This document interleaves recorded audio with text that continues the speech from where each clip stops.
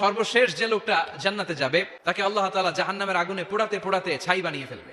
আল্লাহ বলবেন, জিব্রাইল যাও একটু দেখো একটা মাত্র সেজদা দিয়েছে আমাকে, এরকম কাউরে পাওয়া যায় কিনা। খুঁজে খুঁজে কাউরে পাবে না। আল্লাহ বললেন আবার দেখো, খুঁজে খুঁজে একজনকে পাবে, সামান্য ইমানের ছিটে ফোঁটা তার অন্তরে ছিল। আল্লাহ বলবেন যেহেতু ছিটে ফোঁটা আছে, অনেক মায়ের খাইছে, ওকে বের করে জাহান্নাম থেকে বের করে একটা নির্ধারিত দূরত্বে রেখে দাও, রেখে দেওয়া হবে। কিন্তু জাহান্নামের আগুনের লেলিহান শিখাতে তার গা ঝলসে যাবে। সে আল্লাহর ডেকে বলবে, মাবুদ তোমার কাছে আমি কিছু চাই না, জাহান্নাম থেকে তুমি আমাকে বের করেছো, জীবন নদীর পানি তুমি আমার গায়ের মধ্যে ঢেলে দিয়েছো, আমি আবার সজীবতা ফিরে পেয়েছি, আমি তোমার কাছে জান্নাত চাই না, শুধু নিরাপদ একটা দূরত্বে আমাকে রেখে আসো, যাতে জাহান্নামের আগুন আমারে কষ্ট দিতে না পারে।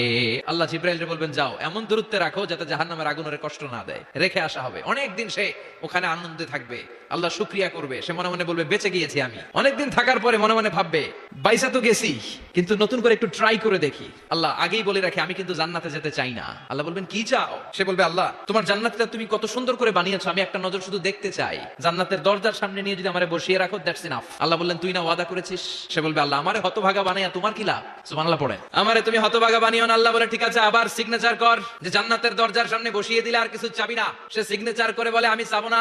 আল্লাহ বললেন জিব্রাইল বেচারারে ধরে জান্নাতের গেটের সামনে বসায় দে, এবার জান্নাতের গেটের সামনে বসে বসে জান্নাতের সৌন্দর্য দেখা শুরু করবে। সুবহানাল্লাহ। ওই হতভাগা লোকটা বলবে আল্লাহ এত সুন্দর জান্নাত তুমি বানালাম, চোখ দিয়ে সৌন্দর্য দেখি, কান দিয়ে আওয়াজগুলো শুনি, হুর আর গেলমান হেঁটে বেড়ায়, এত সুন্দর জান্নাত চোখ দিয়ে দেখি ঢুকতে পারি না, আমারে কষ্ট দিয়ে তোমার কি লাভ? ও আল্লাহ আমারে তুমি মাফ করে দাও, জান্নাতের চিপার মধ্যে এক কর্নারে তুমি একটু আমারে জায়গা করে দাও। আল্লাহ বলবেন ওয়াই হাক ইবনা আদম, তোর ধ্বংস হোক হে আদম জাত, মা আগদারাকা, তোর চেয়ে বড় গাদ্দার আমি আমার সৃষ্টিকুলে কাউরে দেখি নাই, কারণ তুই আমার সাথে চুক্তি করিস আর চুক্তি ভঙ্গ করিস। আল্লাহর রহমতের দরিয়ায় তখন জোশ খেলে যাবে, ওর আকুতি মিনতি চাহনি আল্লাহর রহমতের দরিয়ার মধ্যে জোশ লাগিয়ে দিবে, আল্লাহর দয়া হয়ে যাবে, মায়া হয়ে যাবে। আল্লাহ বলবেন ঠিক আছে জান্নাতে যা। লোকটা এবার এক দৌড়ে জান্নাতের ভিতরে ঢুকে যাবে। লোকটার দৌড় দেখে আবার লোকটারে আল্লাহ ডেকে বলবে একটু দাঁড়া, জান্নাত তো দিছি, তো দৌড় দিলি কেন? সুবহানাল্লাহ কইবেন না?